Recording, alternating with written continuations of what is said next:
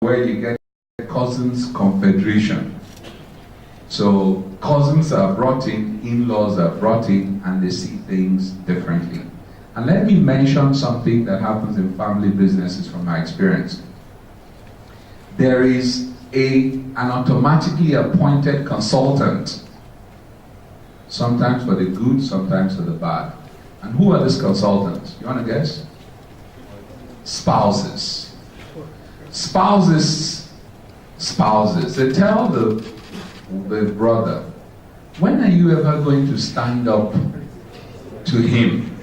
Look how he talks to you. Are you with me?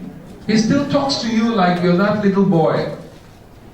And then people then bring in the ego, and next time he's determined to show his brother that, look, it's not the little boy you knew. And we've seen this, with successful family companies like the Shaguris as well. And we've seen some not on talking terms anymore because all of these things were not clearly defined in terms of succession and management. Now, the key challenges for family business would then be the question of ownership. Who gets what, when, and how opens the way to bickering, sibling jealousy, and rivalry, especially if the visionary pretends or through inaction or action shows a favorite.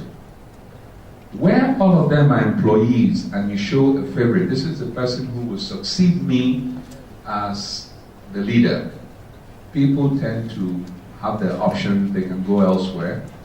But remember, the family person can't go elsewhere. Where you have shown favorites and they feel that there has been no justice in your decision. Where people feel that there's no decision, objectivity as a founder, what tends to happen is that they will contest that decision and play it out with rivalry within the family. Now, let us give an illustration of this principle. The very respected family of Chief F.R.A. Williams, who is one of the best law practices in the country, have family members, can you hear me now? Yeah. They have family members fighting over who is the chosen one. And it has come to a point where the entire business has gone so low. I can tell you what happened to the house owned. Is it? Yes. One of the family members sold the house, which was supposed to be their main father's house, to someone who demolished it on a Friday evening. And packed the rubbles by Sunday, so there was no time to go to court deliberately to stop it. So that's the kind of thing that happens when, I'm just not sure that this might be good. All right. Thank you. That's what happens when the founders do not define the question of ownership. Every lawyer would know a good publication called Nigerian Weekly Law Reports. It's published by Ghanaian Fabian. The question of ownership, undefined, has led to bitterness and rancor and fight. Sometimes it could even be between management and the children. Those managers knew when you were a toddler coming to the office. They actually gave you pocket money and they did drop you off. And suddenly, without preparing for that transition, the person wasn't there anymore. And the family member, that little boy comes, depending on his wisdom, how he approaches it, suddenly becomes the boss of these people. They could either walk away, and sometimes walk away with the trade secrets. The trade secrets include the customers, the trade creditors, the line managers, everything, and leave you the certificate of incorporation. So management plan. As the firm grows, the operation becomes more complex. The need for non-family professionals arise. They need to, sometimes, the beauty, hire an expatriate. If you have a company where you feel cultural issues or affinities may be a problem, he arrives with no affinity other than to grow the business. Okay? Sometimes you hire somebody who's completely detached didn't know anything about where you came from. Then succession planning, define it as much as possible who bears the torch when the founder is gone, and how will management be organized from an approach of heir apparent to management succession. Now, it's important to anticipate conflicts. Even on a bed of roses, you have to go through the thorns. So anticipate conflicts and have established good governance and communication strategies. Corporate governance, invite best practices, bring in some non-family members on the board because they bring objectivity. But be careful who is brought, because as Africans in this part of the world, we have a tradition of listening to he who buttered our bread, loyalty. Do not let issues of loyalty be unchecked, because I could simply populate it with outsiders who are loyal to me to the exclusion of my siblings.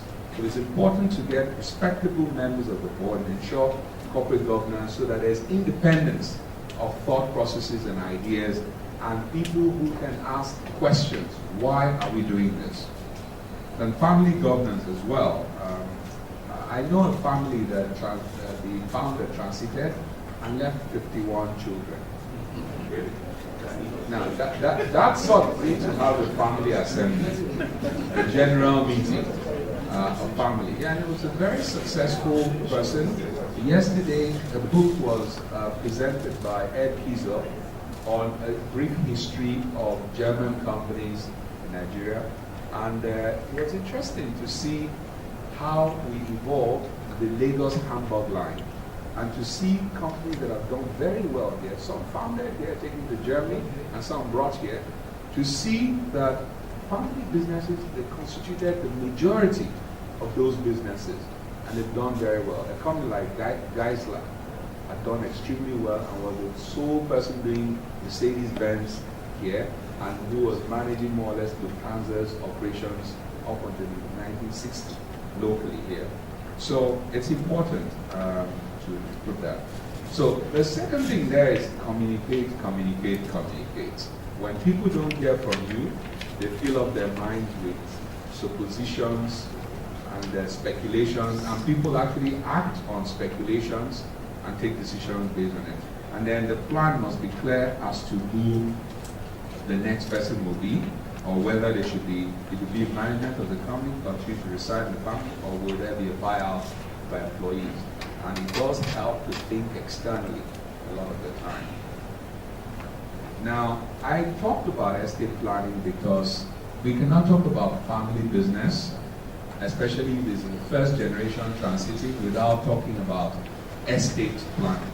Now, estate planning involves financial and legal concepts, the sort that I shared with you about the companies, okay? And geared towards the administration and management of the person's estate, which is assets and liabilities, for the benefit of the successors. There has to be a deliberate plan. And why plan? Because planning connotes taking action in anticipation of later events. He who plans not actually just expects things to happen upon him. Now, the benefits as follows: distribution of assets according to one's true wish. In our local environment, to protect it from greed of relatives and external persons, including lawyers and professionals, who sometimes take a bite as part of this. Safeguarding of assets, tax and duty savings, investment for asset growth, insurance for heir and spouse, retention of family wealth and structure. And in sort of like in a metaphorical way, you're able to manage your estate from the great beyond.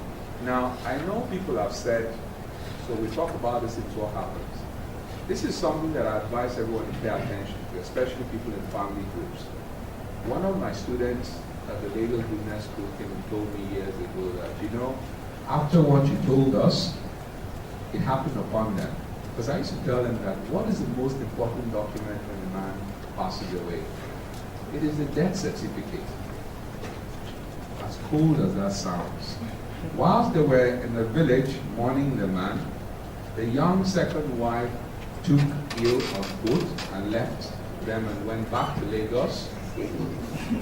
And by the time they were done with the funeral and stayed the mandatory 3 native weeks to show respect and everything, she was more than halfway gone. What did she do? When they got back, they went to see their lawyers first. And the lawyer said, yeah, we need to apply for letters of administration.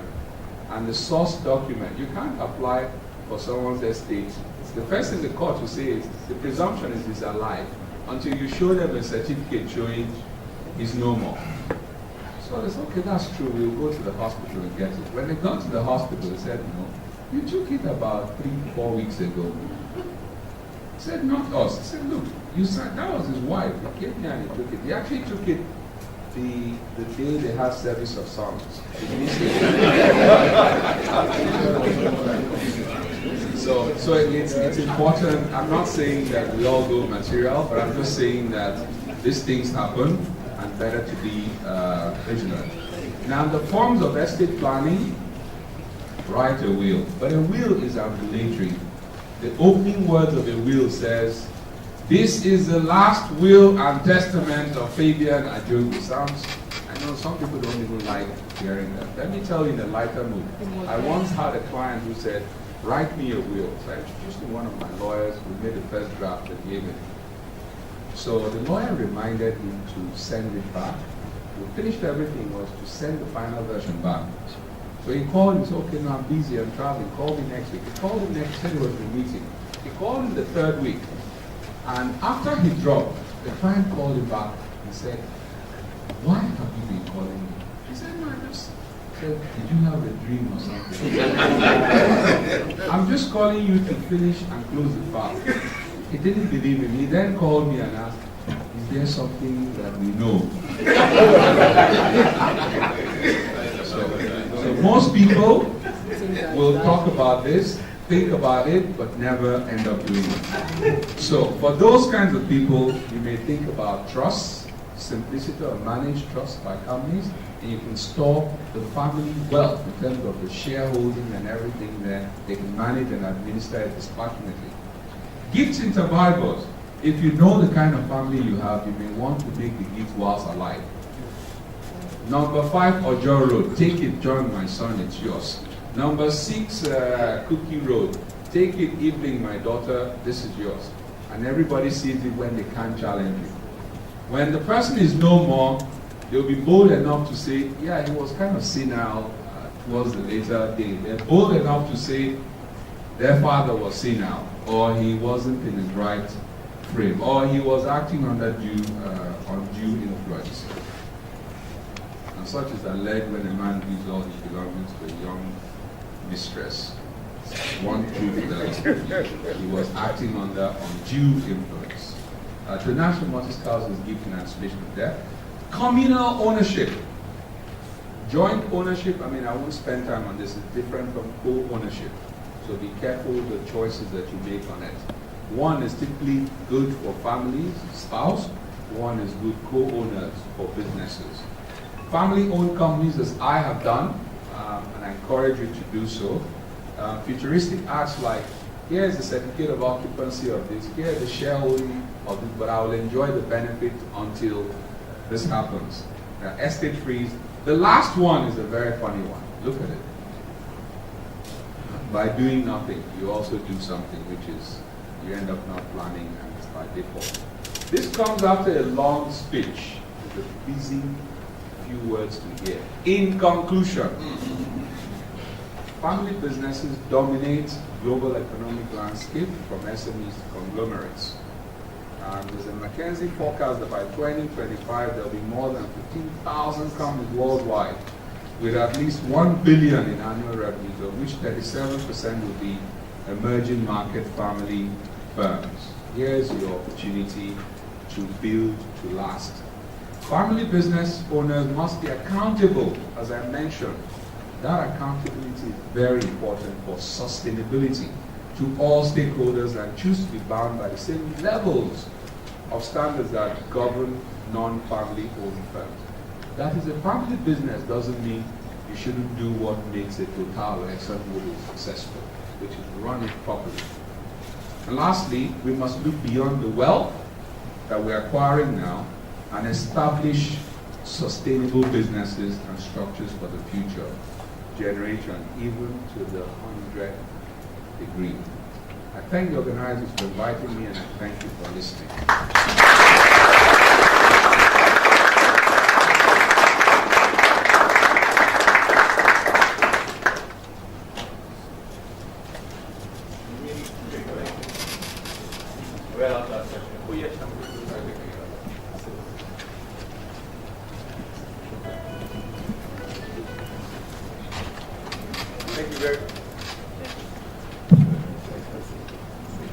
Thank you very much, Professor Fabian Ajogwu, SAN.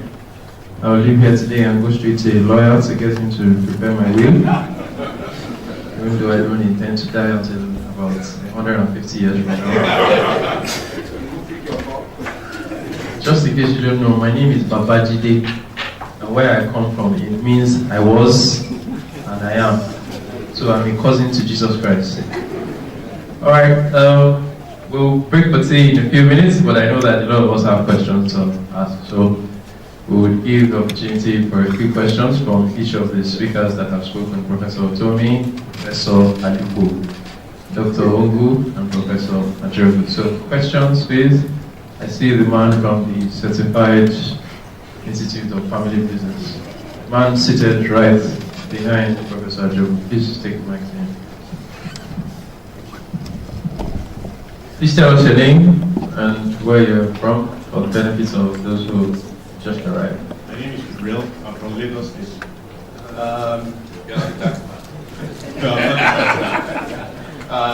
Thank you to the first two speakers. I think very commendable work done. One of the questions I came with has already been answered, but I was hoping for a bit more clarification, and that was around the subject of coming to a common definition of what a family business is.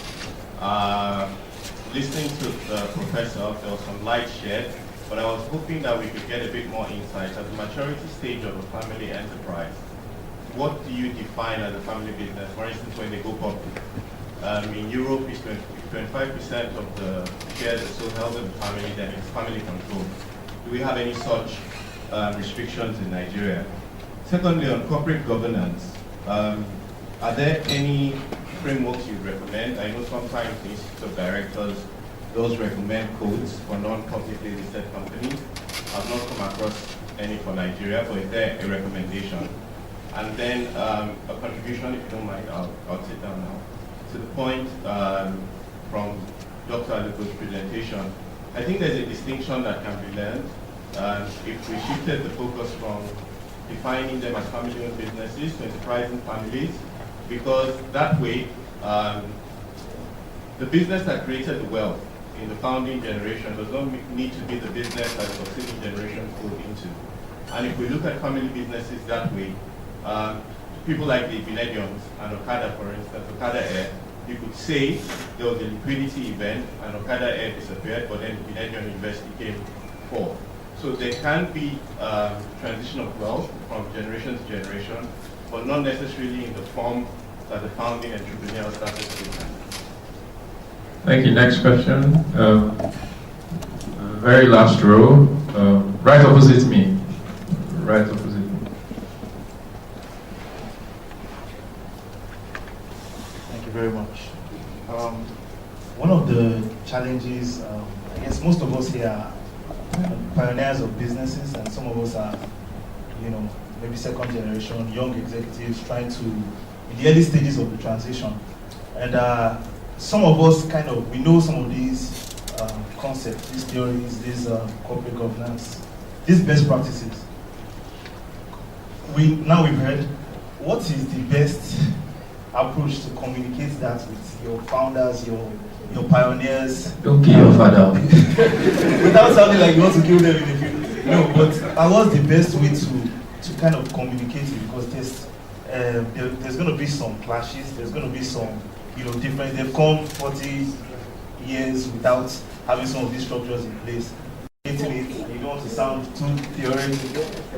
What's the best approach to kind of have that transition? That's one of the things I'm hoping to learn. how to communicate transition to family. I think these are the two questions that we have. Okay, one.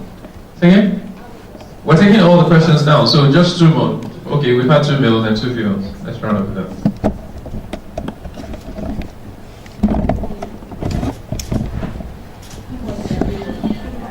Sorry, I'm a bit late. Prof, nice to meet you again. Apart from my titles, guy. And my question is, why Prof was talking? Something struck me. I come from a family that the founder of a big business was a multi-billionaire. But while the man passed on, the issue of why should a certain person be made to administer the rest of the will came up. And then in his will, the man graciously said his 5th generation, which I am the 3rd, would still enjoy that wealth abundantly, but he stopped at the 4th generation. So my question here is, in such instances that the will does not hold any effect for them, what can the law do? Is there anything apart from he said it, but okay, we're alive, we're not going to do it? Is there anything, any idea that can come up sometime in the future to safeguard such businesses from going on? Because if that business was on, maybe subsequent generations will still be running it and enjoying it. But where some people, out of greed and jealousy, say it's not going to happen, do you think that something can happen? Thank you. All right, thank you. Thank you to all the speakers. It was really amazing. My name is Chinaye, Business Development Manager with Exploded. Okay, 2 questions from 2 different angles. Firstly, an experience with a client, and secondly, from my family. I was privileged to work with a company where the chairman is the founder, and then the 3 managing directors are the children. And one of the subsistent brands in that business, developed by the chairman, one of the managing directors, he's very opposed to it. So he's not sharing the same vision as the founder's vision for that particular brand. Now, based on my analysis, I thought it was a big conflict. And I wasn't sure how they were going to mitigate it. It's not my business, but I just wanted to know how such conflicts can be shared or, I don't know, resolved. Now to my family. I come from a very interesting family. My mom is a lawyer, and I have three of us are lawyers as well. And we have very diverse ideas when it comes to certain things. And from my conversation with my siblings, no one actually is interested in following the footsteps of, let me say, the company my dad started. And he's hoping that would happen. And my question goes as thus. How do you then involve your family when it comes to managing your family businesses in the future if you don't share common interest? I mean, part of the reason why the business succeeds and why it grows is because of interest. If the interest is absent, what then happens? Thank you. Have the 25% threshold definition under our own system here. What is the key thing is control. Who ultimately has ability to appoint the manager, other than the board members, exercise control. So you'll be looking at who is the largest shareholder, dominant investor, what you call a core investor. If that is held by family, then you can more or less say it's a family-controlled business. So that could be, but I do recognize the UK has a specific percentage. Now, in terms of the second question about communicate, how do you do so?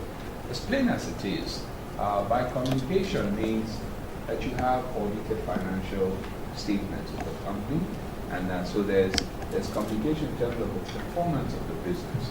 If there's going to be a new venture that it is told to who are the shareholders and now your family or siblings, you treat them as shareholders who would have communicated to what your plans are, what your strategy, what you're about to go into. You're going into a new market.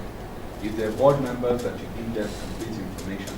For those who are not, that you simply inform them of the performance of their company. That's what I mean by communication, so that they have facts and they don't buy their facts through grapevine or people who give them variations of what is going on. Sorry if I may interrupt you. I think the communication he meant was how do second generation people tell the founders of the business that there's a need for succession planning and how's carrying out. Am I correct?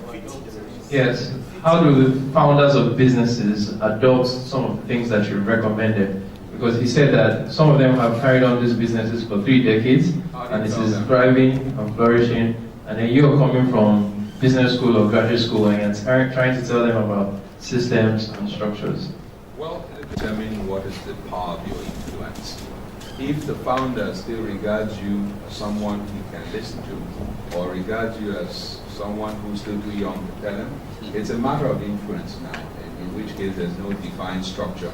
If you've learned some of the things we've talked about, how do you tell the initial founder that, Dad, it's about time you stopped going to the office, you're 70 now, we need to have a professional manager to step back. It's a matter of influence. That's what I'll leave it as. Influence and the respect that you have, as well as your approach, that you're able to convince him, and he doesn't see it sounding like the prodigal who says, I'm old enough, I want to take over. So it has to be a matter of approach and influence. I will just mention one thing and I'll leave the other question. The issue of conflict resolution amongst family members and shareholders.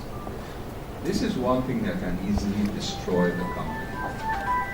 If there's a dispute between family members and they do not have a dispute resolution mechanism who to go to, chances are that they will go straight to court or play it out through some frustrations or lockouts or mechanisms or sabotage, or simply going to open a business in competition with the family. Many kinds of reactions. And this can easily destroy the company. There has to be some laid out patterns of dispute resolution, maybe through mediation, maybe to get somebody who can arbitrate it, somebody whom they all look up to, especially within the core of the family members. But without doing that, people will resort to adversarial ways of resolving disputes that will pronounce who the winner is and who the loser is, like a court system. And that even grant an injunction, maybe disbanding the board or stopping or removing the managing director, things that can sell to the public. People who hitherto gave you trade credits will decide that you are now a company from well and you've got bought or sold and you must pay back and not do anything for you. One last point before I drop it. Yes, how can you begin to pick up some of these things? Yes, by investing in the education that you get this morning from CBL and Rome Business School. I know that Harvard Business School has a program specifically for family businesses, but seeing that this thing we carry now is 500 naira now to $1, you're better off doing more of the programs with CBL and maybe come back for Diet 2. So that will be all for now. Thank you.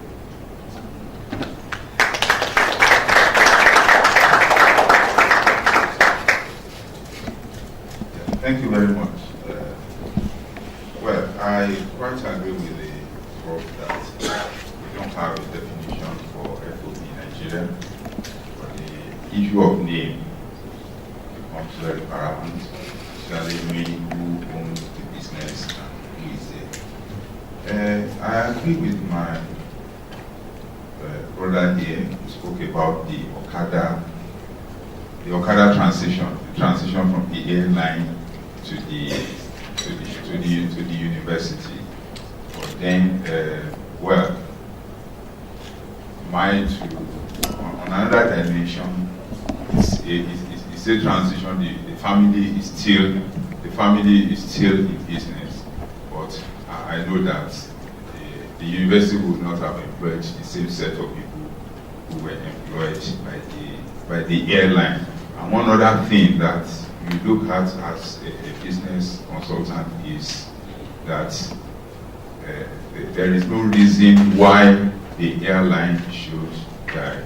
It's like when I had the news that Aero Contractor was grounded, I started within myself to analyze and to talk to friends in the same profession to ask, why would this happen to Aero Contractor? Because I knew when I was with USAID, for example, you don't fly anywhere without the airplane, except Aero Contractor, and so many institutions like that. So what happened? these are some of the questions that continue to bother on. Then the issue of transition and the fear of saying, oh, let us push this. In my church, we have a program. It's called Great is Thy Faithfulness. Once you are over 70 years, once in a year, that's after the Monday after Easter, put them together, get professionals like to come and talk to them about the issue of writing wills and about transition of their businesses and so on and so forth. So that's a church where you pray not to die, but again, in a way, the reality of the fact that, look, you can sleep one day and not wake up becomes higher as you attain this age. So it's important to make people, through some level of education, it may be at the church level, maybe at this level.